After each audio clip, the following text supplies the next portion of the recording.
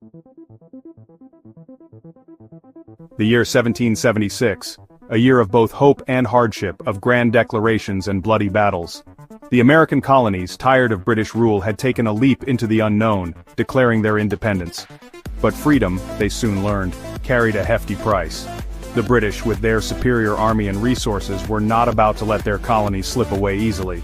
The fight for independence was on, and it was proving to be a brutal test for the newly formed Continental Army. The early days were marked by a mix of victories and defeats for the Americans. The spirit was high, fueled by the ideals of liberty, but the reality on the ground was grim. The British were a formidable force, well-equipped and disciplined. The Continental Army, in contrast, was a ragtag collection of farmers, shopkeepers, and volunteers, lacking in training and resources. Yet what they lacked in experience, they made up for in sheer determination.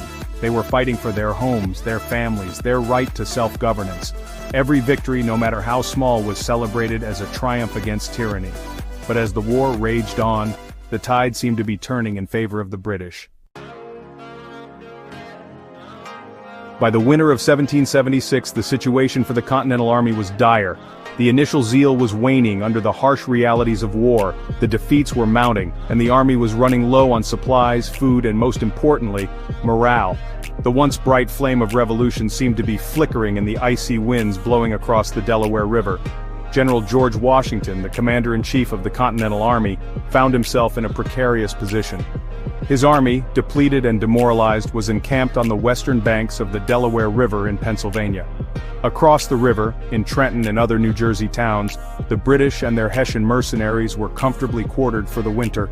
Morale amongst Washington's men had hit rock bottom. The harsh winter, coupled with their recent defeats and dwindling supplies, had sapped their spirits. Many soldiers were deserting, choosing to return to their families rather than face certain defeat at the hands of the British. The dream of a free and independent America seemed to be slipping away with every passing day. It was in this atmosphere of despair and uncertainty that Washington made a decision that would be debated for centuries to come. He decided to retreat. But this was no ordinary retreat. It was a strategic maneuver, a desperate gamble aimed at saving his dwindling army from annihilation. The plan was audacious, bordering on insane. Under the cover of darkness on Christmas night, Washington would lead his remaining 2,400 men across the ice-choked Delaware River, their target Trenton, where a Hessian regiment of about 1,400 men was stationed. It was a risky move, fraught with danger. The river was treacherous, the weather unforgiving, and the enemy, though taken by surprise, outnumbered the Americans. But Washington was left with little choice. If he stayed put, his army would be destroyed by the advancing British forces. A retreat across the Delaware, however perilous, offered a glimmer of hope, a chance to strike back and keep the flame of revolution alive. The decision to retreat across the Delaware was met with mixed reactions. For some, it was a sign of desperation, a clear indication that the war was lost. The Continental Congress, fearing the worst, had already fled Philadelphia, their faith in Washington and his army shaken. The soldiers themselves were exhausted, hungry, and demoralized. The thought of crossing the icy river in the dead of winter with the possibility of a British attack looming large filled them with dread. Yet, they followed their commander, their trust in him unwavering. Washington, however, remained resolute. He knew the risks, he understood the doubts that plagued his men. But he also recognized the importance of this gamble. The fate of the revolution, the future of the newly born nation, rested on the success of this desperate maneuver. The crossing of the Delaware River was a testament to the resilience and determination of the Continental Army. The icy wind howled, sleet stung their faces, and the river was a churning mass of ice flows. Yet they pressed on, inspired by the courage of their commander who stood with them, sharing their hardships. Many doubted the sanity of their leader. Whispers of madness and folly followed Washington as he steered his small boat through the ice. But the general, his face a mask of resolve, ignored the naysayers. He knew this was a gamble, a desperate throw of the dice, but it was a gamble he had to take.